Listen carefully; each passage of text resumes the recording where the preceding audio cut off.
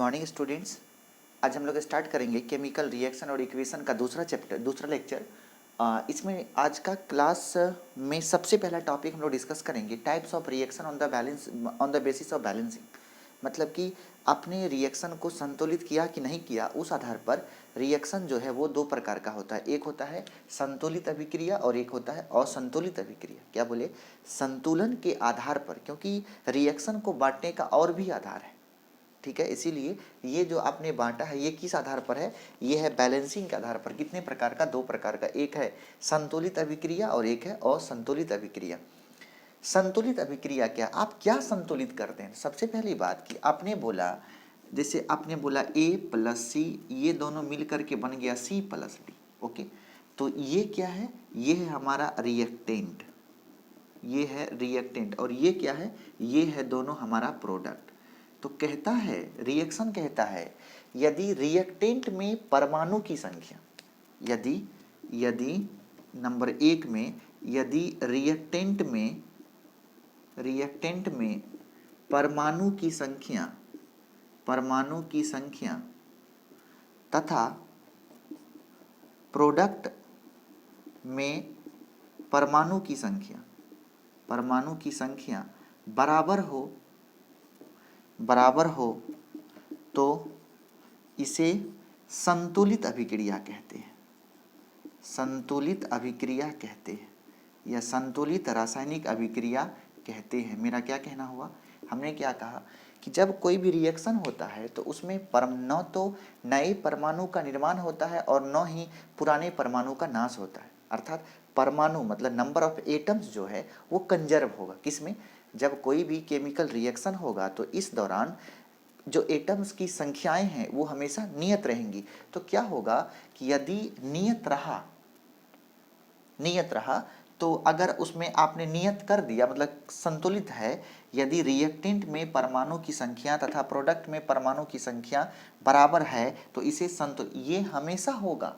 लेकिन कभी कभी क्या होता है कि हम लोग इस चीज़ को दर्शाते नहीं हैं। अगर ऐसा है तो वैसे रिएक्शन को क्या बोलेंगे? संतुलित अभिक्रिया। लेकिन यदि ऐसा नहीं है तो उसे बोलेंगे असंतुलित अभिक्रिया। क्या बोले? फिर से आप लिखेंगे इस लाइन को, यदि रिएक्टेंट मतलब अभिकारक और उत्पाद दोनों में यदि परमाणु की संख्या बराबर हो तो ऐसे रासायनिक अभिक्रिया को हम लोग संतुलित अभिक्रिया, बैलेंस्ड रिएक्शन कहते हैं। ओके, दूसरा, अब जैसे ये बैलेंस कैसे है? जैसे देखो यहाँ पे H2 प्लस Cl2, ये बना लिया 2HCl। गौर करो, रिएक्टेंट में हाइड्रोजन कितने परमाणु? 2 परमाणु, यहाँ भी 2 परमाणु, ठीक है। यहाँ पे क्लोरीन के 2 परमाणु, यहाँ भी। ये जो 2 है ये 2 मॉलिक्यूल्स है। हाइड्रोक्लोरिक अम्ल का 2 मॉलिक्यूल्स है और एक मॉलिक्यूल्स में 1 परमाणु, तो 2 मॉलिक्यूल्स में 2 परमाणु। ये दोनों में गुना होगा, तो 2 हाइड्रोजन भी 2 क्लोरीन भी। लेकिन ये 2 केवल हाइड्रोजन का है, ये 2 केवल क्लोरीन का है। ये यहाँ पे 2 रहेगा तो ये दोनों का होगा, हाइड्रोजन का भी और क्लोरीन का भी। तो मेरा क्या कहना है, रिएक्टेंट में भी हाइड्रोजन का 2 परमाणु, क्लोरीन का 2 परमाणु, प्रोडक्ट में भी हाइड्रोजन का 2 परमाणु, क्लोरीन का 2 परमाणु। मतलब क्या? रिएक्टेंट और प्रोडक्ट दोनों में बराबर है। इसीलिए ये जो रिएक्शन है ये बैलेंस है। ये रिएक्शन कैसा है? ये बैलेंस्ड है। ओके, जैसे आपने क्या बोला कि H2 plus O2, H2 plus O2, यहाँ देखिए H2 प्लस O2, ये बना दिया आपको H2O, जल बन गया। अब देखिए क्या, हाइड्रोजन 2 गो, रिएक्टेंट में हाइड्रोजन 2 गो, प्रोडक्ट में भी 2 गो, रिएक्टेंट में ऑक्सीजन 2 गो, लेकिन ऑक्सीजन यहाँ पे 1 गो। तो क्या इसमें हाइड्रोजन और ऑक्सीजन की जो संख्या है वो दोनों तरफ बराबर है? तो नहीं है। अगर बराबर नहीं है तो इसको बोलते हैं अनबैलेंस। क्या कहते हैं इसको? इसको कहते हैं अनबैलेंस। तो हम लोग आज सीखेंगे कि अगर कोई रिएक्शन अनबैलेंस है तो उसको बैलेंस कैसे किया जाए। हम लोग ये सीखेंगे कि अगर कोई रिएक्शन अनबैलेंस है तो उसको बैलेंस कैसे किया जाए। जैसे आपको हमने दिया C प्लस O2, ये बन गया आपका CO2। बोलिए बैलेंस है कि नहीं है? देखिए यहाँ भी कार्बन 1, यहाँ भी कार्बन 1, यहाँ ऑक्सीजन 2, यहाँ ऑक्सीजन 2, तो ये क्या है? बैलेंस क्या अनबैलेंस? तो ये आपका बैलेंस इक्वेशन है। मतलब क्या? रिएक्टेंट और प्रोडक्ट में परमाणुओं की संख्या यदि बराबर हो तो ऐसे इक्वेशन को हम लोग कहते हैं बैलेंस इक्वेशन। ओके, जैसे आपके सामने हो गया दूसरा आपके सामने हो गया C प्लस O2, ये बना लिया CO। देखिए आप कार्बन एगो, लेकिन यहाँ ऑक्सीजन दूगो, यहाँ ऑक्सीजन दूगो, ये है कार्बन मोनोऑक्साइड, लेकिन ये क्या है, बैलेंस नहीं है, तो इसे आप क्या बोलेंगे, अनबैलेंस। तो केमिकल रिएक्शन संतुलन के आधार पर दो प्रकार का, एक होता है संतुलित और एक होता है असंतुलित। वैसे रिएक्शन जिसमें रिएक्टेंट और प्रोडक्ट दोनों में परमाणुओं की संख्या बराबर होती हैं, उसको आप क्या बोलते हैं, बैलेंस इक्वेशन। जिसमें बराबर नहीं है उसको क्या बोलेंगे, अनबैलेंस इक्वेशन। ओके, आइए जरा सा हम लोग चेक करते हैं। तो अगला हेडिंग देंगे हम लोग, how to balance any chemical equation. How to balance any chemical equation. How to balance any chemical equation. How to balance any chemical, अब हेडिंग है नया, how to balance, how to balance any chemical equation. Any chemical equation, किसी भी chemical equation को आप कैसे balance करेंगे। Okay, किसी भी केमिकल इक्वेशन को आप कैसे बैलेंस करेंगे, जरा देखिएगा। जैसे हमने बोला आपको क्या करना है, समझिएगा अच्छे से। जैसे यहाँ पे है CaO और यहाँ पे है CO2, क्या है, CaO और यहाँ पे क्या है, CO2। ये जब मिल गया तो मान लो ये बन गया CaCO3, ऐसा बन गया CaCO3। अब जरा सा देखिए ये इक्वेशन बैलेंस है कि अनबैलेंस है। सबसे पहले ये जो रिएक्टेंट है इसको बोलेंगे LHS, रिएक्टेंट, रिएक्टेंट, ठीक है। और ये क्या है आपका, ये है प्रोडक्ट। अच्छे से देखिए ये क्या है, प्रोडक्ट, अच्छे से देखेंगे। Reactant LHS left hand side में है तो इसको बोल देंगे LHS और इसको क्या बोल देंगे, RHS। इसको बोल दिए LHS और इसको क्या बोल दिए, RH। एकदम अच्छे से समझना है, ठीक है। अब देखिए LHS में क्या क्या है सर, कैल्शियम है, उसके बाद कार्बन है, उसके बाद ऑक्सीजन है, और कोई है क्या, चेक कीजिए तो, और कोई है क्या, नहीं। अब देखिए सबके परमाणु को गिन के लिखिए। कैल्शियम के कितने परमाणु हैं, कैल्शियम में कितने परमाणु हैं, तो कैल्शियम का केवल एक परमाणु है, तो यहाँ पे एक लिख दिए। उसके बाद कार्बन का एक परमाणु है, एक लिख दिए। ऑक्सीजन का दो, एक, तीन परमाणु है तो तीन लिख दिए। LHS में सब कुछ लिख दिए, मतलब रिएक्टेंट का लिखा गया। अब चलिए RHS में, अब देखिए फिर यहाँ भी कैल्शियम, कार्बन और कौन कौन है, ऑक्सीजन। गिनिए, कैल्शियम एगो है, कैल्शियम एगो, कार्बन एगो है, एगो, ऑक्सीजन तीन गो है, तीन गो।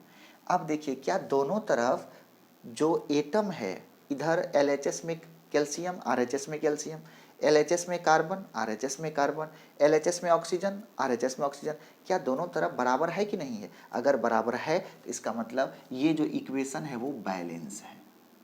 ये इक्वेशन क्या है, बैलेंस है। इसको बैलेंस करने की आवश्यकता नहीं है। ओके, दूसरा इक्वेशन, ये था पहला इक्वेशन, इसमें आप पहला यहाँ पे एक नंबर दे दीजिएगा कोना में। दूसरा इक्वेशन, जैसे अभी हल्का हल्का करवाते हैं, जैसे H2 + O2, ये क्या बन गया, ये बन गया H2O, कंप्लीट। अब देखिए ये हो गया LHS और ये क्या हो गया, RHS। चलिए इसमें कौन कौन लोग हैं, इसमें हैं आपके हाइड्रोजन है और ऑक्सीजन है। हाइड्रोजन है और कोई तत्व तो नहीं है, नहीं है। हाइड्रोजन कितने हैं, दो। ऑक्सीजन कितने हैं, दो, ठीक है। अब देखिए हाइड्रोजन कितने हुए, दो। ऑक्सीजन कितना हुआ, एक। अब चेक कीजिए कौन बैलेंस है कौन बैलेंस नहीं है। हाइड्रोजन तो बैलेंस है, कोई दिक्कत नहीं है, केवल कौन बैलेंस नहीं है, ऑक्सीजन। तो ऑक्सीजन को बैलेंस करने के लिए देखिए यहाँ पे दो गो, यहाँ पे एक हो, तो एक दो कैसे बनेगा, जब आप इसमें दो से गुना कर देंगे तभी ना दो बनेगा। तो आपने क्या किया, इस ये RHS में आपने दो से गुना कर दिया। अब देखेंगे जब दो से गुना कर दिए तो ऑक्सीजन तो दो गो पुड़ गया, लेकिन अब हाइड्रोजन देखिए कितना हो गया। अब हाइड्रोजन जो है, अब हाइड्रोजन हो गया कितना हो गया, 4 हो गया, ठीक है।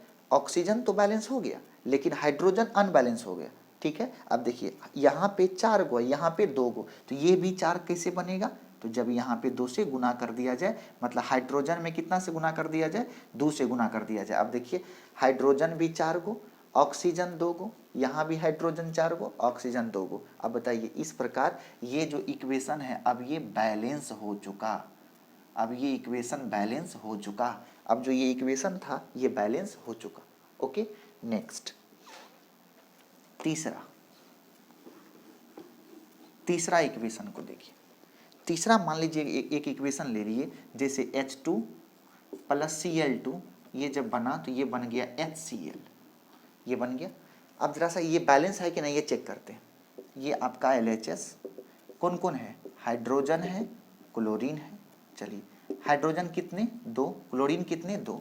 RHS में चलिए, RHS में भी कौन कौन है, हाइड्रोजन है, क्लोरीन है, ठीक, हाइड्रोजन 1 क्लोरीन 1, ठीक। अब बताइए क्या करना पड़ेगा, यहाँ पे हाइड्रोजन 2 गो है, यहाँ पे हाइड्रोजन 1 गो है, यहाँ भी क्लोरीन 2 गो है, यहाँ क्लोरीन 1 गो है। तो क्या करना पड़ेगा, यदि इसमें हम लोग 2 से गुना कर दें, 2 से गुना कर दें तो ये 2 यहाँ भी चला गया, ये 2 यहाँ भी चला गया। तो इस तरीके से ये भी 2 हो गया, ये भी 2 हो गया। चेक कीजिए, 2 और ये भी 2, दोनों बराबर हो गया, दोनों बराबर हो गया। अगर ये दोनों बराबर हो गया तो ये इक्वेशन अब क्या हो गया, बैलेंस हो गया। अब ये इक्वेशन क्या हो गया, बैलेंस हो गया। क्या क्लियर हो रहा है जी। नेक्स्ट चौथा नंबर, मान लीजिए आपके पास चौथा नंबर में एक इक्वेशन है,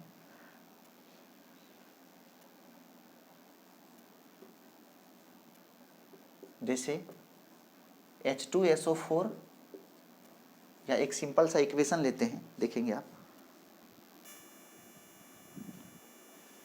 यहाँ पे 4 नंबर में एक इक्वेशन है, Mg plus HCl equals to MgCl2 plus H2।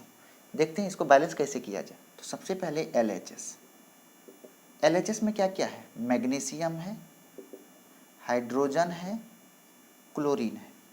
यहाँ भी ये क्या हो गया, RHS में कौन कौन है, मैग्नीशियम है, हाइड्रोजन है और क्या है, क्लोरीन है। चलिए मैग्नीशियम 1 गो, हाइड्रोजन 1 गो, क्लोरीन 1 गो। मैग्नीशियम 1, हाइड्रोजन कितना 2, क्लोरीन कितना 2। अब देखिए सर मैग्नीशियम बैलेंस है, किसको बैलेंस करना है, क्लोरीन, हाइड्रोजन को। तो क्या करना पड़ेगा, यहाँ पे हाइड्रोजन में 2 से गुना, हाइड्रोजन यहाँ पे है, इसमें 2 से गुना कर दीजिए। तो जैसे ही 2 से गुना किए तो अब हाइड्रोजन कितना हो गया, 2 गो। लेकिन 2 से गुना करेंगे तो अब गौर करो, क्लोरीन भी अब कितना हो गया, 2 गो। क्लोरीन भी कितना हो गया, 2 गो। देखिए मैग्नीशियम 1, यहाँ भी 1, हाइड्रोजन 2, 2, क्लोरीन 2, 2, बैलेंस हो गया। तो अब ये जो इक्वेशन है, ये अब इक्वेशन आपका बैलेंस हो चुका। अब ये इक्वेशन आपका बैलेंस हो चुका, कंप्लीट। एक 5 नंबर का देखिए अच्छे से, वहाँ पे क्या आपको दिख रहा है जी, 5 नंबर में बहुत ही अच्छा इक्वेशन है, जरा सा इसको देखिए। इसमें आपका जो ये LHS है, ये आपका LHS में क्या क्या है, ये आपका 5 नंबर का इक्वेशन है। LHS में क्या है, मैग्नीशियम, नाइट्रोजन, उसके बाद हाइड्रोजन, उसके बाद ऑक्सीजन। और RHS में भी क्या क्या होगा, वही चीज़ होगा, सेम चीज़, मैग्नीशियम होगा, नाइट्रोजन होगा, हाइड्रोजन होगा, ऑक्सीजन होगा। चलिए मैग्नीशियम 3 गो, हाइड्रोजन 2 गो, नाइट्रोजन 2 गो, हाइड्रोजन 2 गो, ऑक्सीजन 1 गो, ठीक है। चलिए यहाँ मैग्नीशियम 1 गो है, नाइट्रोजन कितना है, 1 है, हाइड्रोजन कितना है, 2 3 5 गो है, ऑक्सीजन कितना है, 2 गो है। चलिए सर मैग्नीशियम 3 गो, यहाँ पे 1 गो, तो क्या करना पड़ेगा, 3 से यहाँ पे क्या करना पड़ेगा, गुना कर देंगे। तो 3 से गुना कर दिए तो मैग्नीशियम जैसे ही 3 से गुना किए तो मैग्नीशियम 3 गो पुड़ गया, मैग्नीशियम बैलेंस हो गया। लेकिन अब देखिए मैग्नीशियम बैलेंस हुआ तो और चीज़ अनबैलेंस हो गया होगा। जैसे अब पहले 2 हाइड्रोजन था तो अब हो गया 3 दूना 6, 3 9, अब हाइड्रोजन हो गया आपका 9 गो, ठीक है। और हाइड्रोजन 9 गो, ऑक्सीजन कितना हो गया, ऑक्सीजन 2 तिया 6, ऑक्सीजन हो गया अब 6 गो, ठीक है। चलिए नाइट्रोजन बैलेंस करते हैं, मैग्नीशियम बैलेंस हो गया, नाइट्रोजन 2 गो, यहाँ पे 1 गो, तो क्या करना पड़ेगा, यहाँ पे 2 से गुना करना पड़ेगा। तो 2 यहाँ पे नाइट्रोजन में 2 से गुना कर दिए तो नाइट्रोजन, मैग्नीशियम पहले बैलेंस हुआ, अब नाइट्रोजन बैलेंस हुआ। लेकिन नाइट्रोजन जब बैलेंस हुआ तो हाइड्रोजन देखो अनबैलेंस हो गया होगा, 3 दूना 6, 3 दूना 6, 6 6 12, अब हाइड्रोजन हो गया, हाइड्रोजन हो गया अब कितना, 12 हो गया। चलिए अब हम लोग हाइड्रोजन को बैलेंस करते हैं। यहाँ पे हाइड्रोजन 2 गो है और यहाँ पे हाइड्रोजन कितना है, 12 गो है। तो ये 12 कैसे पुड़ेगा, जब यहाँ पे 6 से मल्टीप्लाई कर देंगे, 6 दूना 12 पुड़ गया। ऑक्सीजन देखो कितना हो गया, नया 6 हो गया। तो ये भी गुना 6 से किए तो ये भी 12 हो गया, ये भी 12 हो गया, ये भी 6 हो गया, ये भी 6 हो गया, पुर गया। इस प्रकार ये इक्वेशन आपका क्या हुआ, बैलेंस हो चुका। इस प्रकार ये इक्वेशन आपका बैलेंस हो चुका। तो ये था कि केमिकल इक्वेशन को बैलेंस कैसे किया जाए। ओके, नेक्स्ट अगला हम लोग ये पढ़ेंगे, कि आपका जो केमिकल इक्वेशन है उसका डिमेरिट क्या है। केमिकल इक्वेशन का डिमेरिट क्या है, केमिकल इक्वेशन का डिमेरिट क्या है। ठीक, तो अगला है demerit of chemical equation. Demerits of chemical equation मतलब रासायनिक समीकरण जो आप लिखते हैं उसका दोष क्या क्या है। रासायनिक समीकरण जो आप लिखते हैं उसका दोष क्या क्या है, समझिए। सबसे पहला दोष है इसका कि रिएक्टेंट और प्रोडक्ट, जैसे हमने कहा, जैसे ऐसे लिखे हैं A + B = C + D, ऐसे लिख दिए। आप ये बताइए कि A सॉलिड है, लिक्विड है कि गैस है। आप ये बताइए B सॉलिड है कि लिक्विड है कि गैस है। आप ये बताइए C और D क्या है, सॉलिड है कि लिक्विड है कि गैस है। पता चला? नहीं पता चला। तो इसमें हम लोग ये बोलेंगे कि रिएक्टेंट और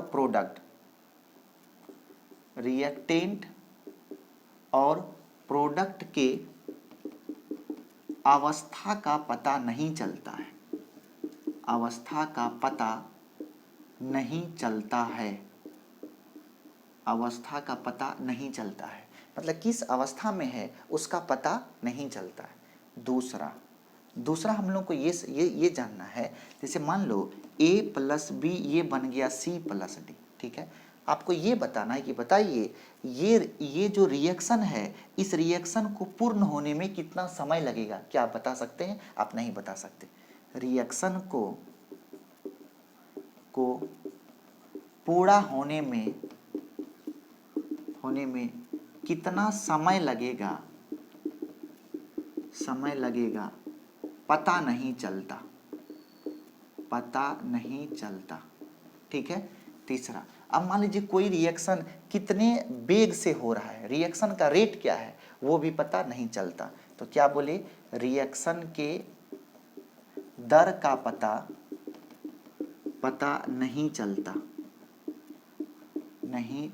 रिएक्शन के दर का पता नहीं चलता।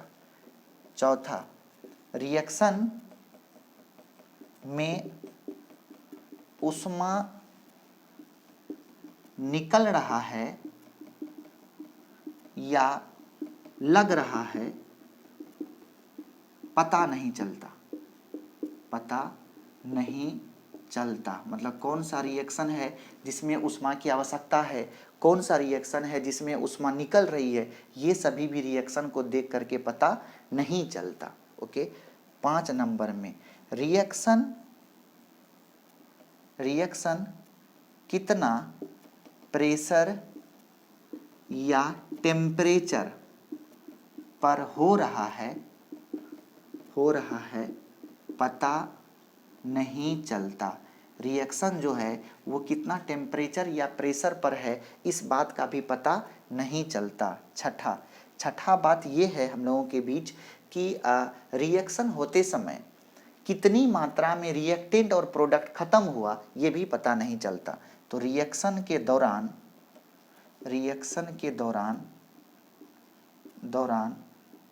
कितनी मात्रा में रिएक्टेंट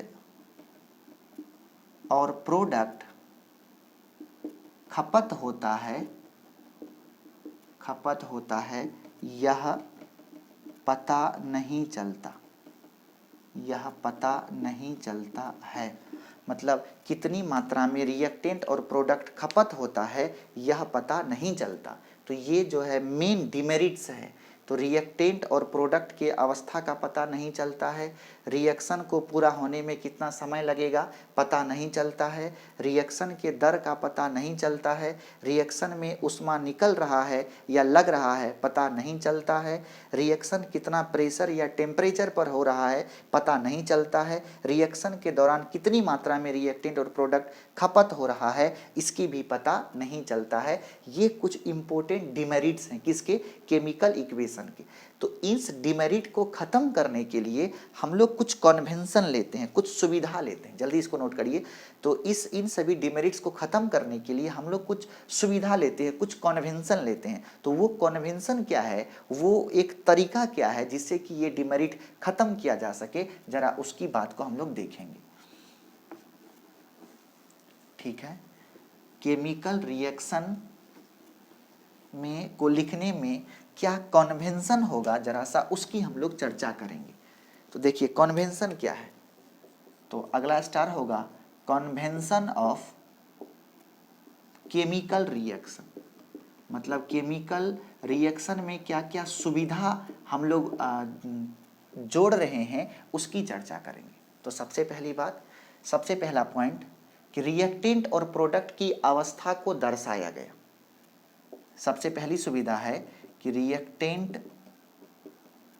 और प्रोडक्ट की अवस्था को SLG, S का मतलब सॉलिड, L का मतलब लिक्विड, G का मतलब गैस, AQ का मतलब एक्वस, ऊपर तीर का मतलब गैस, नीचे तीर का मतलब अवक्षेप।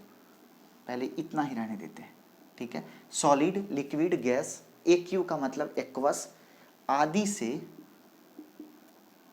आदि से दर्शाया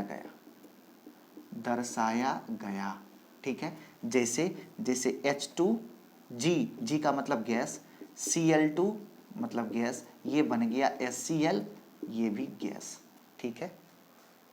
ये इस तरीके से क्या पता चलता है, किस अवस्था में कौन सा रिएक्टेंट या प्रोडक्ट किस अवस्था में है, ठीक है। ऊपर तीर के द्वारा गैस को दर्शाया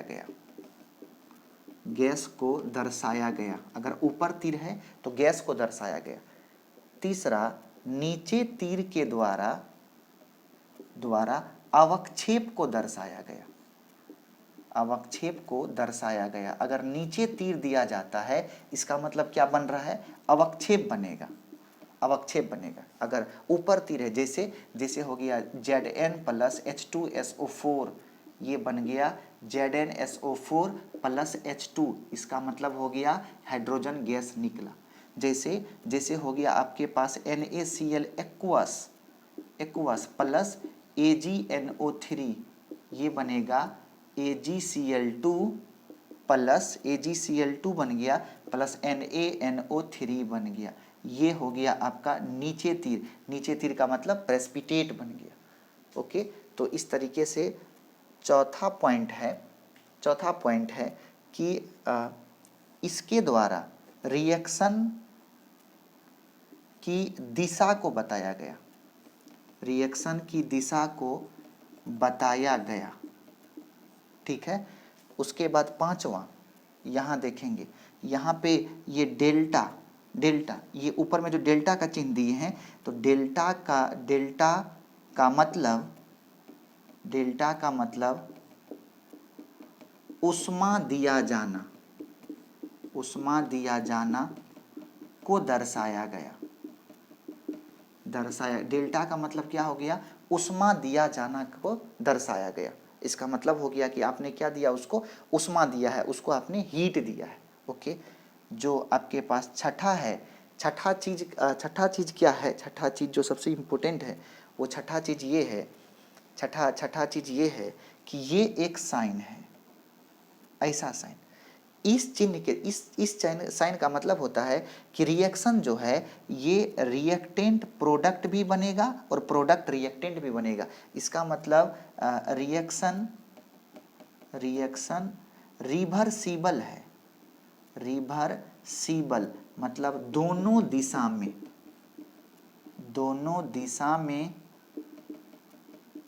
हो रहा है, इसका मतलब रिएक्शन जो है वो दोनों दिशा में हो रहा है। इसका मतलब रिएक्शन कैसा है, रिवर्सिबल है। रिवर्सिबल का मतलब क्या है, वो दोनों दिशा में हो रहा है, मतलब रिएक्टेंट प्रोडक्ट भी बनेगा, प्रोडक्ट रिएक्टेंट भी बनेगा। ऐसे रिएक्शन को बोलते हैं यूनी डायरेक्शन। ये केवल रिएक्टेंट प्रोडक्ट बनेगा, लेकिन इसमें रिएक्टेंट जो है प्रोडक्ट भी बनेगा और प्रोडक्ट जो है वो रिएक्टेंट भी बनेगा, ठीक है। और ऐसे को क्या बोलते हैं, जैसे रिवर्सिबल रिएक्शन, जैसे N2 प्लस H2 ये बन गया NH3, ठीक है। तो ये जो रिएक्शन होता है ये रिवर्सिबल होता है। नाइट्रोजन और हाइड्रोजन मिलके अमोनिया बनेगा और अमोनिया टूट करके नाइट्रोजन और हाइड्रोजन बनेगा। तो ये दो अलग अलग तीर भी आप दे सकते हैं, या इसी दोनों तीर को हम लोग N2 प्लस H2 इसी रिएक्शन को ऐसे भी दर्शाते हैं और ये हो गया NH3। ये क्या हो गया, NH3, ओके। तो ये इस ऐसे भी लिख सकते हैं और ऐसे भी लिख सकते हैं। ये सभी कुछ सुविधा है रिएक्शन में, जिसके द्वारा आपने ये तय किया कि रिएक्शन को कैसे एक अच्छे रूप में लिखा जा सके। इन सभी चीज़ को देख करके हम लोग ये तय किए कि रिएक्शन को कैसे एक अच्छे रूप में लिखा जा सके, ओके। अब जो हम लोग पढ़ने वाले हैं वो होगा types of reaction, different types of reaction. Different types of reaction में हम लोग डिस्कस करेंगे डिफरेंट टाइप्स ऑफ रिएक्शन। तो अगला इसको मिटाएंगे और आप हेडिंग दीजिए डिफरेंट टाइप्स ऑफ रिएक्शन। तो सबसे पहले जानेंगे हम लोग कितने प्रकार का रिएक्शन पढ़ने वाले हैं, ठीक है, कितने प्रकार का रिएक्शन पढ़ने वाले हैं। तो अगला आप हेडिंग दीजिए different types of reaction. Different types of reaction, कितने प्रकार का रिएक्शन आप पढ़ेंगे, जरा सा पहले उसका एक लिस्ट देखते हैं। तो सबसे पहला होगा आपका कंपोजिशन रिएक्शन या कॉम्बिनेशन रिएक्शन। सबसे पहला कॉम्बिनेशन रिएक्शन। कॉम्बिनेशन रिएक्शन का मतलब हो गया संयोजी अभिक्रिया। संयोजी मतलब जिसमें रिएक्टेंट सब मिलेगा, तो इसको क्या बोलेंगे, कॉम्बिनेशन रिएक्शन। दूसरा है डीकॉम्बिनेशन या decomposition reaction. Decomposition reaction, decomposition reaction. तीसरा होता है इलेक्ट्रोलाइसिस रिएक्शन। इलेक्ट्रोलाइसिस रिएक्शन, विद्युत अपघटन अभिक्रिया, इलेक्ट्रोलाइसिस रिएक्शन। उसके बाद होता है single displacement reaction. Single displacement reaction. पांचवा होगा उसके बाद double displacement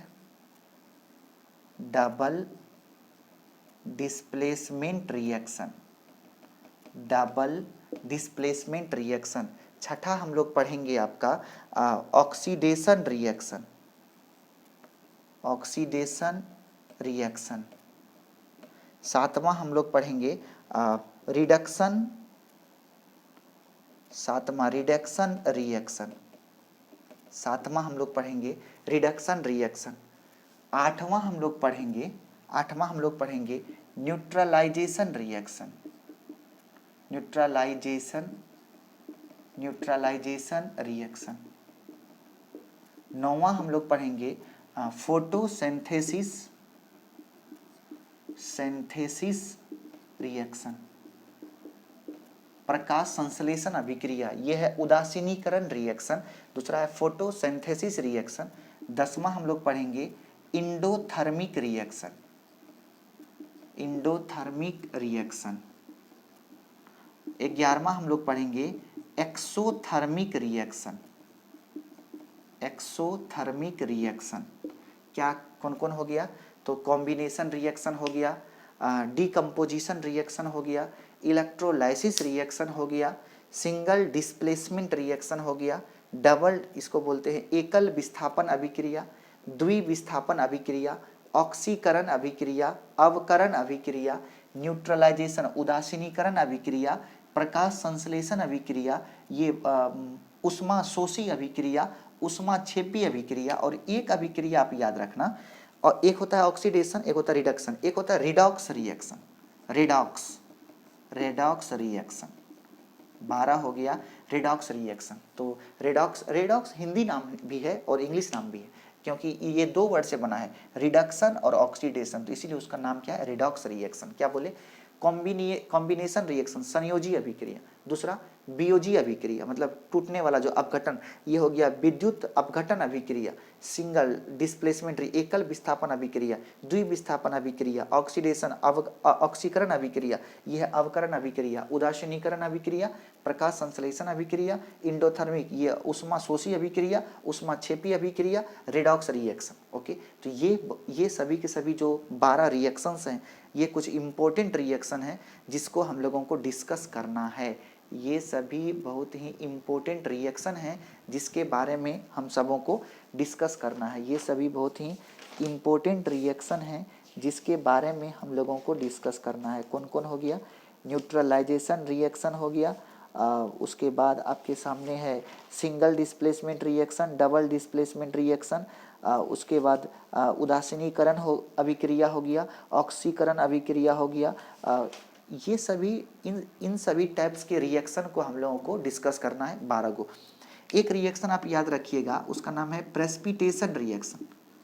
precipitation reaction, precipitation reaction, अवक्षेपण अभिक्रिया, अवक्षेप का बनना उसको बोलते हैं अवक्षेपण रिएक्शन। तो कौन हो गया, combination, decomposition, electrolysis, single displacement, double displacement, oxidation, reduction, उसके बाद neutralization, photosynthesis, endothermic reaction, exothermic reaction, redox reaction और प्रेसिपिटेशन रिएक्शन। ओके, हम लोग अगले लेक्चर में इन सभी 13 रिएक्शन को डिस्कस करेंगे। Okay, thank you so much.